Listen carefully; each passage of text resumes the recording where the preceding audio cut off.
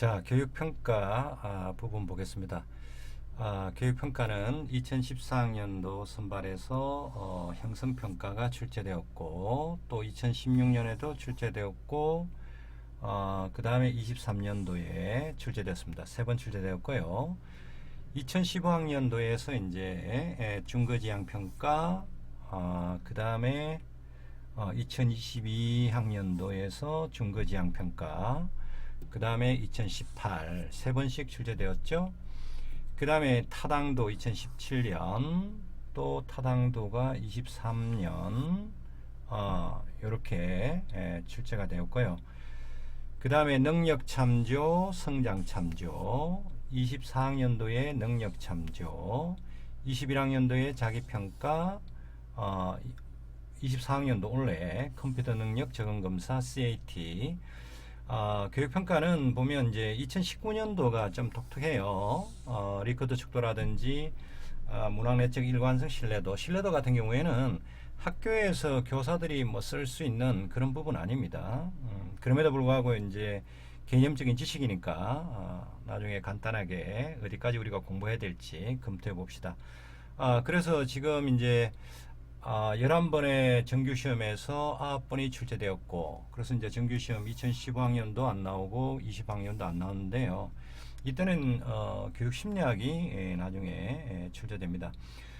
그러나 전체적으로 놓고 보면 유사한 개념들의 반복이죠. 그러나 이 반복이지만 내용들이 또 어떤지 보도록 하겠습니다. 자, 먼저 이제 2015년 추가시험에서 출제된 건데요. 자, 평가 결과의 해석 기준, 중거 참조 평가. 조금 이따 이게 무슨 의미인지 설명해 드리겠습니다. 자, 평가에서 어떤 기준을 활용하는가, 에 따라서 평가 유형이 달라질 수 있다. 그 다음에 이제 자칫하면 평가로 인해서 학생들 사이에 서열주의적 사고가 팽배해서 경쟁하는 문제가 나타날 수 있다. 이렇게 이제 제시하고 있는데요. 중거지향 평가의 개념을 설명하고 장점 두 가지만 적어라. 자, 그러면 이제 먼저 하기 전에 이게 중요한 어떤 핵심적인 개념을 먼저 다루는 게 좋을 것 같은데요. 자, 우리가 평가 결과, 예를 들어서 이제 어떤 아이가 85점을 받았다. 그러면 이 점수를 어떻게 해석할 것이냐에 따라서는 자, 중거 참조, 규준 참조, 성장 참조, 능력 참조, 이렇게 성장, 능력, 이렇게 네 가지로 구분할 수 있습니다. 중거, 규준, 성장, 능력. 그 다음에 평가 결과를 어떻게 활용할래? 또는 평가를 언제 실시할래? 그래서 이제 이 활용의 기준으로 가면, 또는 뭐 실시의 기준으로 가면, 자, 진단평가, 형성평가, 뭐 종합평가 세 가지가 있습니다. 자, 그러면 여기에서는 이제 중거지향 평가의 개념을 설명하라. 그럼 앞에 있는 기준을 활용할 것인가? 이거는 여기서 말하는 해석의 기준 뭐 그런 뜻으로 정밀하게 쓰진 않았습니다. 중거지향 평가의 개념, 중거지향 평가는 교육 목표에 근거해서 아이의 성취 정도를 해석하는 거잖아요. 그러면 85점이라면 85%의 목표 달성과 15%의 미달성, 뭐 이렇게 해석하는 것이 바로 중거지향 평가의 개념이죠. 그 다음에 장점 두 가지를 써라. 그러면 본문에서는 서열주의적 사고가 팽배하니까 서로 경쟁하는 문제가 있더라. 그러면 이제 이 그 장점을 본다면 첫 번째는 학생이 교육 목표에 도달한 정도를 알려주는 거죠. 교육 목표에 근거해서 이 아이의 성취 정도를 알려줄 수 있다. 그럼 두 번째 본다면 그렇게 하게 되면 친구들끼리 굳이 경쟁할 필요는 없지 않나요? 그러니까 경쟁의식이라는 것이 낮아질 수 있다. 그런 게 되겠죠. 또 뭐 이 본문에서 찾는다 그러면 서열주의적 사고에서 뭐 벗어날 수 있다. 다른 친구가 잘했든 못했든 그게 중요한 게 아니라 내가 정해진 교육 목표를 얼마나 달성했는가 아닌가? 거기에 초점을 줄 수 있는 그런 어떤 사고, 그런 생각으로 나아갈 수 있다. 뭐 이것도 하나의 답에 대한 방안이 될 수 있겠네요.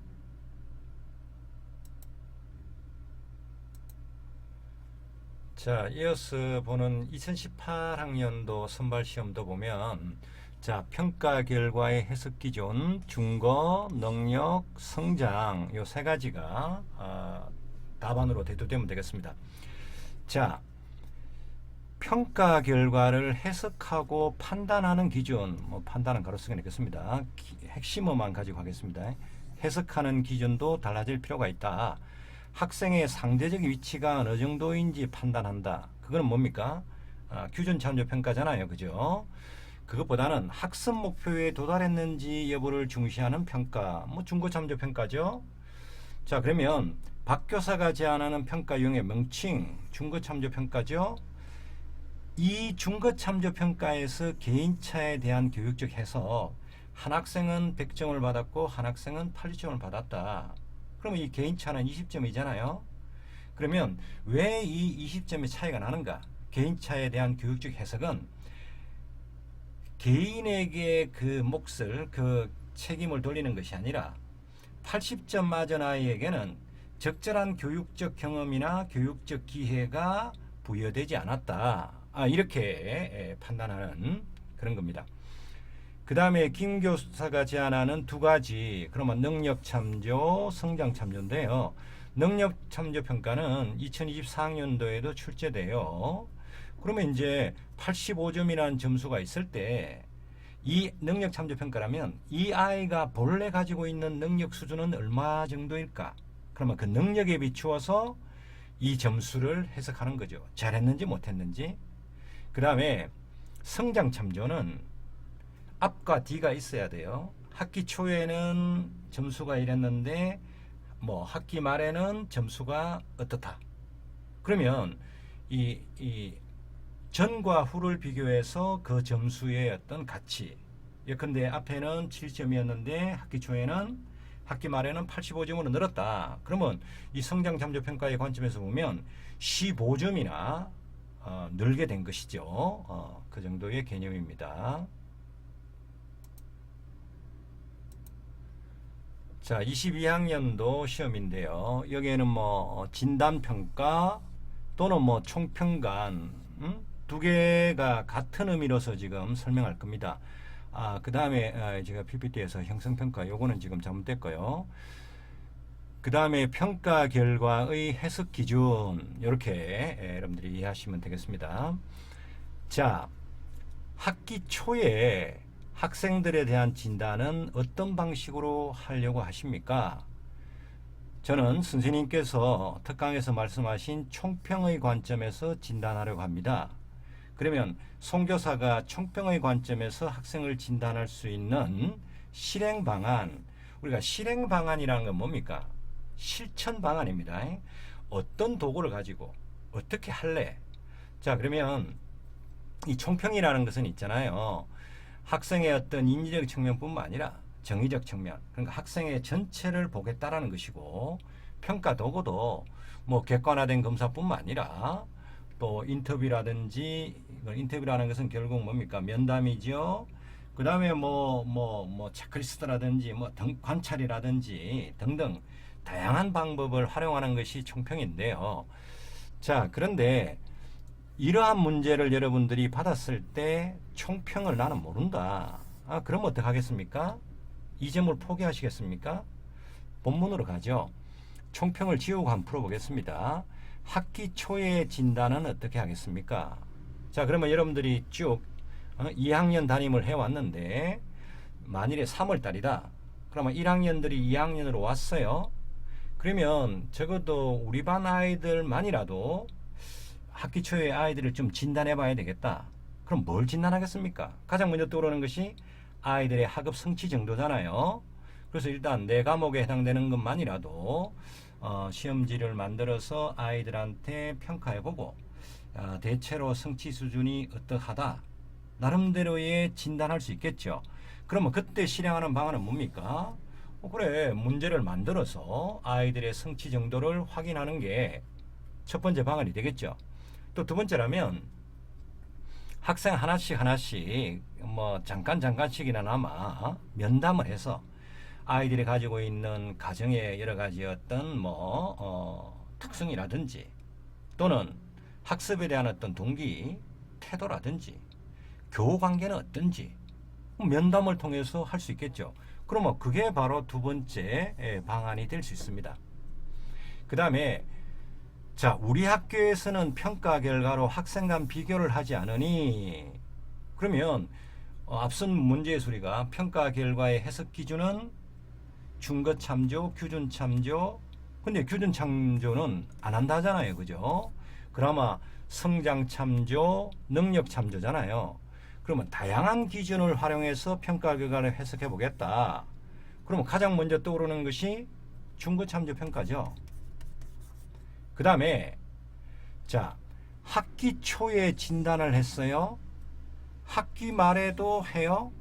그러면 이럴 때는 이 본문의 맥락에서 보면 가장 적절한 방법은 바로 성장 참조 평가의 관점에서 해석하는 것이 가장 적합하다. 이렇게 볼 수 있습니다. 자, 다음은 24학년도 선발 시험인데요. 자, 학습자 맞춤형 교육을 하자. 그래서 평가도 중요하다. 자, 학생의 능력 수준을 고려한 평가 유형과 검사 방법을 소개해 달라. 평가 유형으로는 능력 참조 평가를 그 다음에 방법으로는 CAT를 하겠다. CAT는 나중에 별도로 다룹니다. 지금 제가 하고 있는 것은 유사한 것끼리 묶어서 전반적으로 이해를 돕기 위한 거니까 지금 여기에서는 능력 참조 평가가 평가 결과의 해석 기준에 해당하는 하나의 평가이다. 그런 걸 다루고 있죠. 자, 맞춤형 교육을 위해서 능력 참조 평가를 적용하고 결과를 해석할 때 유의점 두 가지 참 애매합니다. 교육과정에는 2023년도 문제에 보면 선정, 가운데점, 조직, 방안 두 가지예요. 이때 두 가지는 선정과 조직을 하나로 묶어서 두 가지를 반드시 얘기해야 되는데 지금은 적용과 결과 해석 시 유의점이니까 그냥 적용 하나, 결과 해석 하나 이렇게 해도 전혀 무방하다 이렇게 볼 수 있습니다. 자, 그러면 능력 참조 평가를 적용할 때 고민해야 될 게 뭘까? 자, 그러면 학생의 능력을 무엇으로 볼 것인가? 기억력으로 볼 것인가? 문제 해결력으로 볼 것인가? 아니면 실제 수행 능력으로 볼 것인가? 거기에 대한 어떤 유의점이 있겠죠? 만일에 기억력으로 본다면 자, 이 기억력이라는 것이 학생의 능력을 재는 기준으로서 재는 내용으로서 타당한가? 적절한가? 그런 어떤 고민도 해야 될 것이고 그 다음에 결과를 해석한다라고 본다면 자, 능력에 근거해서 어떤 아이가 85점을 받았다. 그러면 기억력에 대한 점수가 85점이에요. 100점 만점에.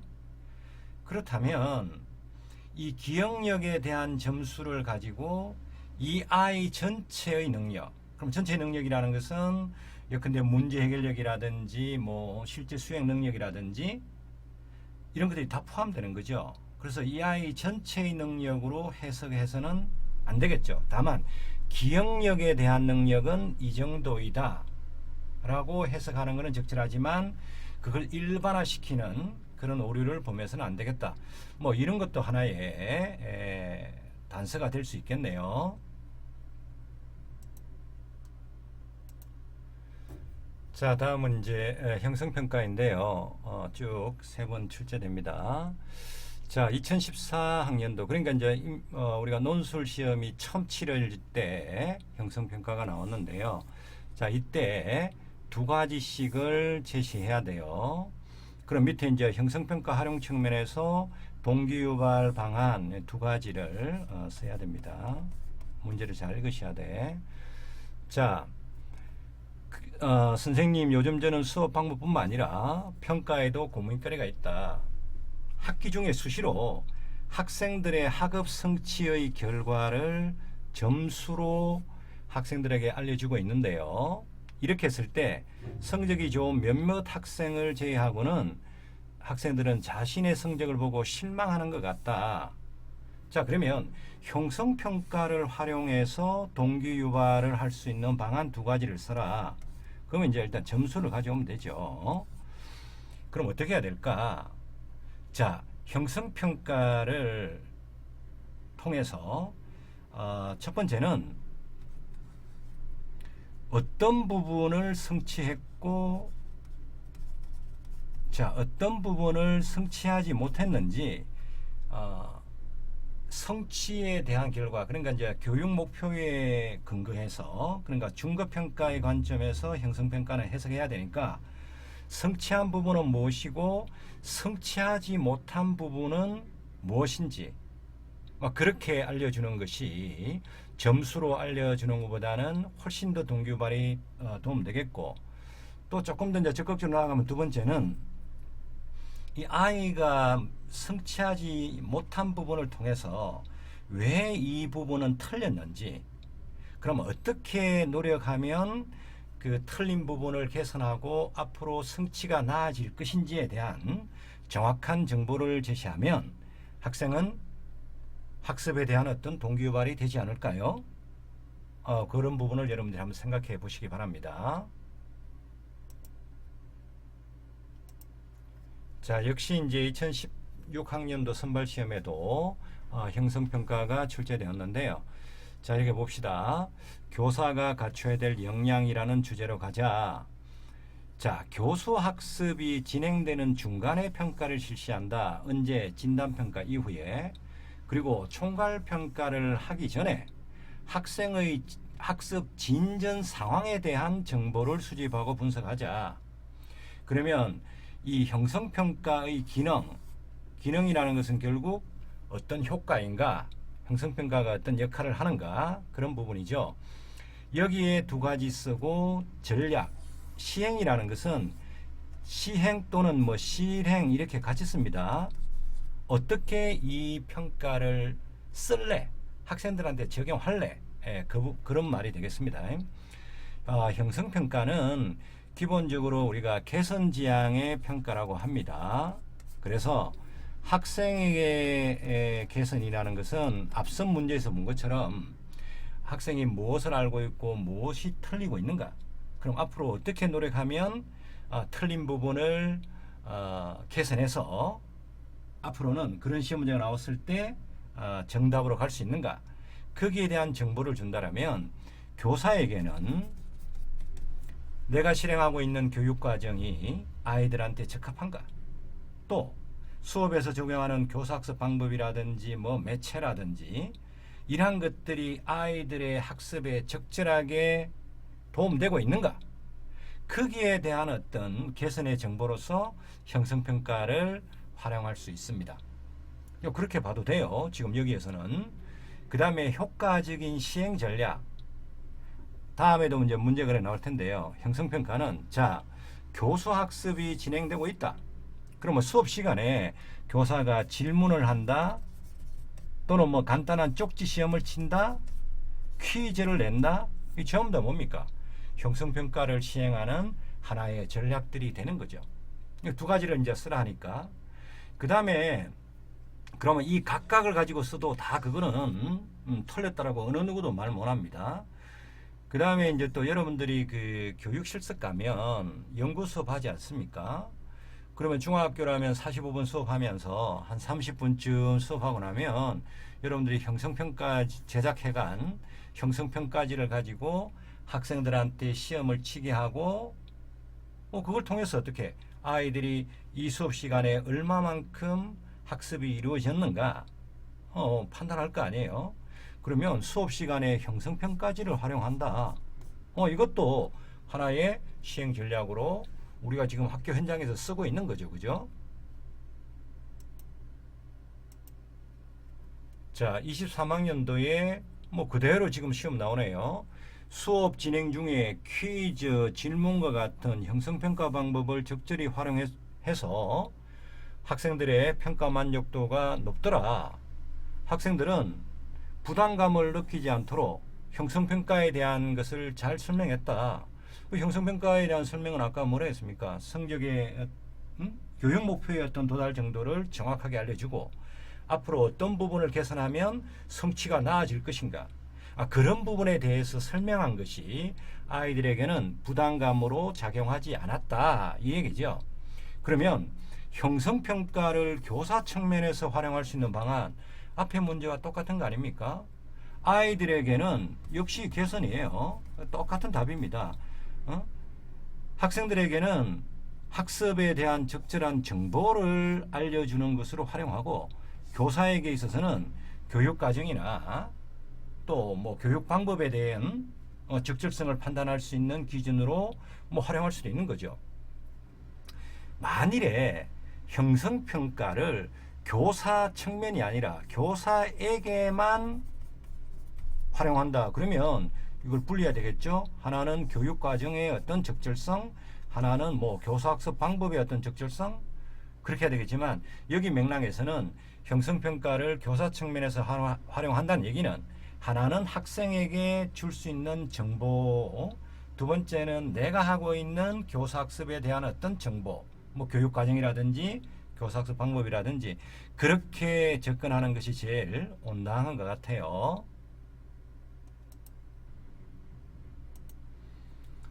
자, 21학년도 선발시험에서는 학생이 주체가 되는 평가가 학습에 도움이 된다더라. 내가 지향해야 할 평가의 방향으로 적절한데 내용은 구체적이지 않더라. 학생이 스스로 자기를 평가하게 되면 어떤 효과를 거둘까? 그 다음에 수업에서 어떻게 실행할까? 아이들한테 적용해 볼까? 이 말이죠. 그러면 자기평가가 학생에게 줄 수 있는 교육적 효과 두 가지. 학생에게 주는 효과를 얘기할 때는 항상 하나는 인지적인 측면, 머리로서 우리가 작동하는 거, 하나는 정의적 측면, 이렇게 구분하는 것이 여러분들의 아이디어를 구성하는데 훨씬 더 선명합니다. 자, 아이들한테 너 스스로를 평가해보라 그러면 어떻게 될까요? 타인이 평가했을 때에 우리가 부담감을 갖고 있는 아이들이라면 스스로 평가하게 되면 정말 내가 무엇을 틀렸고 무엇을 맞추었고, 타인의 시선과 관계없이 자기를 제대로 알 수 있는 것, 또 자기를 평가하다 보면 초인지, 그냥 우리가 메타인지라 그러죠. 그런 어떤 능력도 개발될 수 있을 것이고, 이러한 자기평가를 통해서 또 효과라면 이후의 학습에서 자기 조절해 갈 수 있는, 자기 조절 능력도 기를 수 있는, 뭐 이런 것들은 대체로 우리가 지적으로 본다라면, 또 정의적 측면으로 본다라면 이런 것도 되겠죠. 자, 스스로 평가한다? 그러면 평가에 대한 부담도 줄지 않을까요? 지금까지 대부분의 학생들에게 있어서 평가 그러면 평가를 시행하는 사람이 부모가 되든 교사가 되든 타인이었는데, 내가 평가하다 보면 평가에 대한 부담감, 또 뭔가 타인의 시선을 의식해야 되는 부분들을 줄여드는, 오히려 평가에 대한 긍정적인 태도가 형성될 수 있는, 이것도 하나의 효과가 되지 않을까요? 그 다음에 이 평가를 수업에서 실행하려 그러면 어떻게 해야 될까? 자, 그러면 우리가 문제를 주고, 자, 풀어봐라. 그리고 교사가 정답을 뭐 화면으로 제시하고 각자가 매겨봐라. 각자가 매겨보고 자기가 틀린 부분에 대해서 왜 틀린지를 한번 써봐라. 이런 것도 하나의 방안이 되겠고, 또 뭐 정의적 특성이나 또 다른 부분에 있어서는 아이들이 수행한 것에 대해서 교사가 체크리스트를 줘서 그거를 체크해 봄으로써 자기를 평가할 수도 있겠고, 또는 오늘 수업해 보니까 학생들의 태도가 영 뭐 마음에 들지 않더라. 그럼 교사가 F용지 한 장씩 나눠주고 오늘 수업에 대해서 스스로 자기는 얼마나 집중했는지, 수업 시간에 나는 얼마나 엉뚱한 짓을 했는지 그런 부분을 적어보고, 그것이 수업에 임하는 학생의 태도로서 얼마나 적합한지를 각자가 한번 적어봐라. 그게 뭡니까? 자기 자기 성찰을 할 수 있는 자기 성찰지를 기록하도록 하는 거죠. 이 또한 하나의 방안이 될 수 있죠. 그 외에도 방안이 있겠지만 우리가 떠올릴 수 있는 것들이 이러한 것들이 되네요. 자, 다음은 내용 타당도가 되겠습니다. 자, 2017년에 나왔는데요. 학생 참여 중심 수업에도 평가의 타당도는 여전히 중요하다. 타당도에는 증거 타당도, 구인 타당도 등이 있다. 그러나 저는 이원 분류표를 작성해서 교육 목표에 부합하는지를 확인하는 방법으로 타당도를 높이려고 한다. 그러면 이제 이 검사 도구가 교육 목표에 부합해서 얼마나 타당도가 있는가.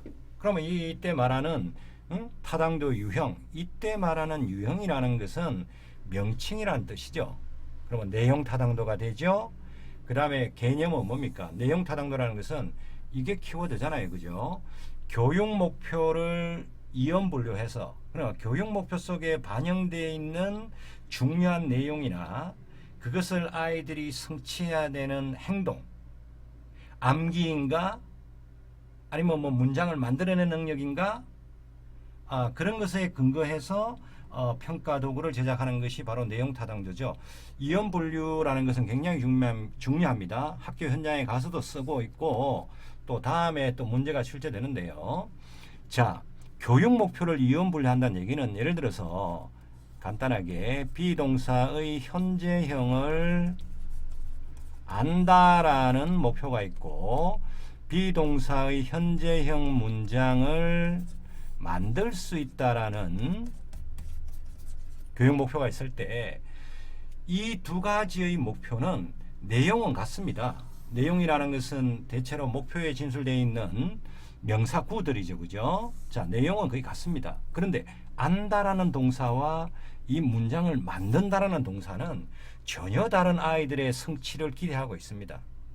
그럼 만일에 교육 목표가 이 두 가지로 되어 있다면 시험 문제는 다음 중 비동사의 현재형이 아닌 것은 하는 것으로도 문제를 만들어야 될 것이고, 다음 목표로 간다면 쭉 이렇게 주어들을 제시하고 그 다음에 주어에 따라서 동사들도 옆에 쭉 나열해 놓고, 자, 이걸 활용해서 문제 예컨대 철수는 사과를 좋아한다.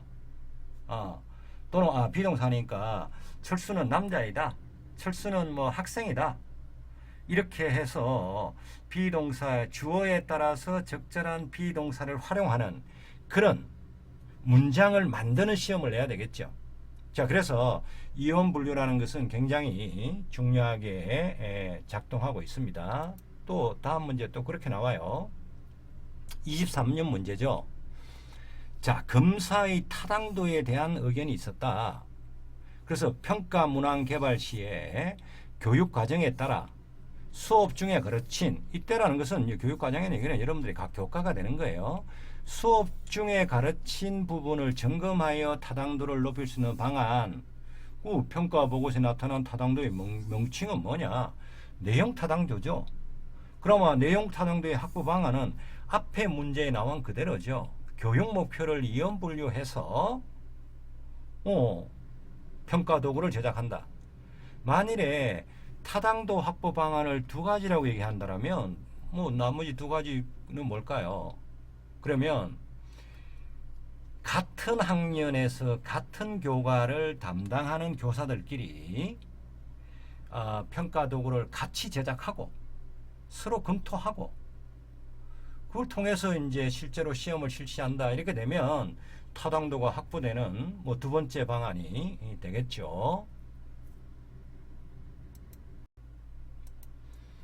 자, 2019년 문제는 처음에 우리가 시작할 때도 잠깐 말씀드렸지만, 자, 신뢰도 같은 경우에는 학교에서 교사들이 신뢰도를 검증하는 일은 없습니다. 자, 시험 문제 한번 볼게요. 자, 모둠을 구성할 때 태도나 성격과 같은 정의적 요소도 고려해야 된다. 굉장히 중요하죠. 애들끼리 서로 감정이 안 좋은 애들끼리 모둠 구성하면 어떤 일이 있겠습니까? 그죠? 자, 진술문을 몇 개 만들어서 간단히 평가하고 신뢰도는 직접 점검하자 되어 있는데, 자, 하나하나 풀겠습니다. 아이들한테 설문을 하려고 그래요. 그래서 앞에 이제 척도법도 있고 한데, 자, 이때 이제 척도법은 뭐냐면, 자, 각 진술문에 대한 반응을 자, 학생들이 선택하면 등급 점수, 이제 등급이라는 게 뭐냐면, 여러분들이 강의 평가할 때 쓰는 것은 5등급으로 되어 있죠. 뭐 아주 좋다, 뭐 아주 그렇지 않다, 뭐 이렇게 뭐 보통이다 해서 5등급, 그죠? 이걸 이제 등급으로 얘기하는 건데요. 이때 척도법의 명칭은 리커트 척도입니다.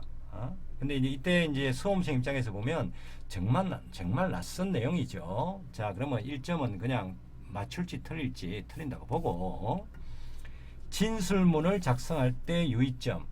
자, 설문 문항으로 쓸 진술문. 그러면 아마 여러분들이 강의 평가할 때, 그죠? 뭐 강의 평가다 보면 교수, 그러니까 강사에 대한 평가 내용도 있을 것이고, 뭐 교재의 어떤 적절성을 평가하는 것도 있을 것이고, 또 여러분들의 자신에 대한 평가도 있지 않습니까? 자, 그러면 예컨대 진술문이, 자, 나는 수업에 적극적으로 참여했다. 나는 수업에 적절히 참여했다.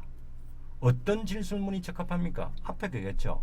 적절히 참여했다라는 것은 여러분들이 어떻게 답해야 돼? 아주 그렇다 해야 할 것인가?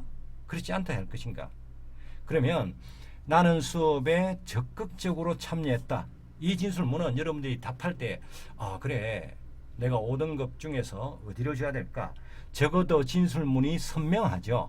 그것이 바로 하나의 유의점이 되겠고, 그 다음에 이제 김 교사가 사용하고자 하는 신뢰도 추정 방법인데요. 평가를 한 번만 실시해서 신뢰도를 추정한다. 그런데 반복검사 신뢰도는 단점이 크니까 다른 방법으로 신뢰도를 확인하자. 그러면 이제 우리가 신뢰도에는 뭐 여러분들이 잘 알고 계시겠지만 재검사 신뢰도, 또 동형검사 신뢰도가 있죠. 그런데 재검사와 동형검사는 결국 학생들이 2번은 시험은 치야 된다는 거잖아요. 그래서 한 번만 실시하자에는 반분검사 신뢰도와 문항 내적 일관성 신뢰도가 있지 않습니까? 그런데 반분검사 신뢰도는 단점이 크다니까 다른 방법이라면, 그러면 그 명칭은 뭡니까? 문항 내적 일관성 신뢰도, 그게 이제 하나의 명칭이 되고, 개념으로 문다라면 이 시험에 포함되어 있는 각각의 문항들을 하나의 검사로 보는 것이죠. 그러면 각각의 문항에 대해서 학생들이 응답한 것에 그 일치성, 합치성이 어떠하냐, 이런 걸 가지고 신뢰도를 추정하는 것이죠. 그러면 2019년 문제 같은 경우에는 뭐 학교 현장에서 쓴다기보다는, 그래, 뭐 가끔씩 이런 내용도 나오죠, 그죠? 그래, 여러분들의 중요한 신뢰도도 뭐 중요하죠. 개념적으로 옛날에 선택형으로 나올 때는 뭐 늘 이 또한 중요하게 나왔던 거니까, 아마 이런 부분은 여러분들이 개념의 각각의 개념에 대해서 한 줄, 2줄 정도는 암기하는 것이고, 뭐 그렇게 우리에게 시사하는 내용이네요.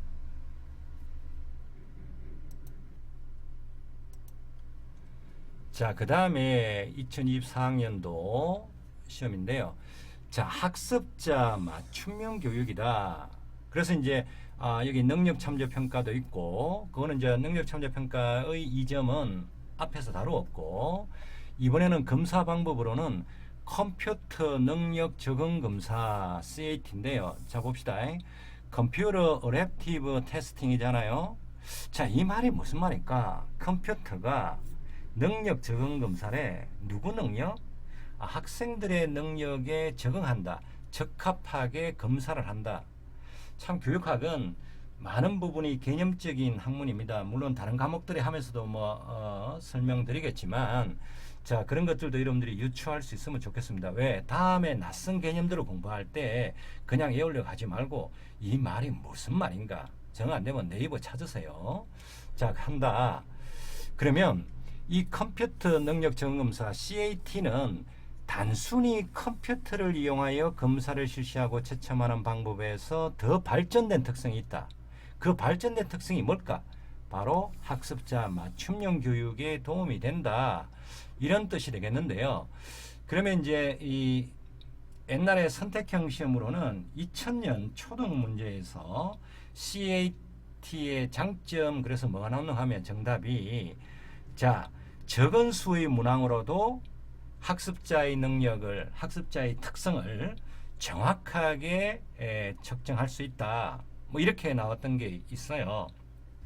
그것도 이제 여기에 쓸 수 있는 한 가지가 되겠고, 그 다음에 두 번째로 보면, 자, 학습자의 능력 수준에 적합한 문항으로만 구성할 수 있는 거죠. 자, 웅딘 싱크빅에서 이런 어떤 걸 많이 하고 있는데요. 예를 들면, 자, 중학교 2학년쯤 되는 아이가 동네에 영어학원에 갔다. 그러면 지금 우리가 레벨 테스트 하지 않습니까?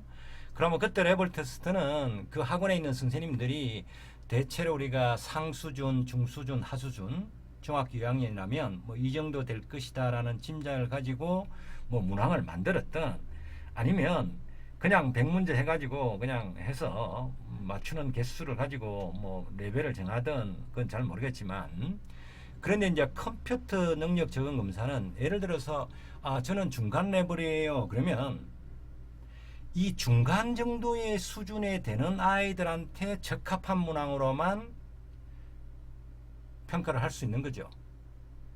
그래서 첫 번째는 적은 수의 문항으로 학생의 특성을 뭐 정확하게 측정할 수 있다라고 본다면, 두 번째는 학습자의 수준에 적합한 문항들로만 검사 도구를 구성할 수 있다. 이것도 이제 특성이 되겠죠. 그렇다면 결국 CAT는 그런 두 가지의 특성을 활용해서 궁극적으로 학습자 맞춤형 교육에 기여할 수 있다. 뭐 이렇게 볼 수 있겠습니다. 다른 어떤 아이디어도 얼마든지 가능합니다. 문제가 다 풀렸네요. 그러면 교육평가는 여기서 마무리하겠습니다.